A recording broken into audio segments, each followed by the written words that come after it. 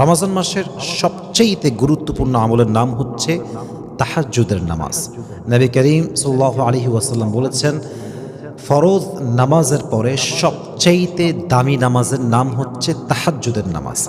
এবং একটু খেয়াল করেন যে রমজান মাসে তাহাজ্জুদ পড়ার যে সুযোগটা আছে এটা অন্য কোনো মাসে আপনি পাবেন না। ইটস বিকজ রমজান মাসে প্রত্যেক দিন আমাদেরকে সাহারি খেতে উঠতে হয় না? উঠতে হয়। তাহলে আপনি কখন উঠছেন? যখন আপনার তাহাজ্জুদের সময়। আপনি জাস্ট মনে করেন ৪টা ২৫-এ আপনার সাহারি গ্রহণের শেষ সময় অথবা ৫টার সময় আপনি ৪টায় উঠছেন, মানে আপনার কাছে পুরো ১ ঘন্টা সময় আছে। আপনি খুব দ্রুত উঠে ফ্রেশ হয়ে অজু করে কোনো মতে সুন্দর করে পরিষ্কার হয়ে পরিচ্ছন্ন হয়ে অজু করে পবিত্র হয়ে আপনি বেশি না, আপনি ২ রাকাত তাহাজ্জুদ পড়েন and you have the time.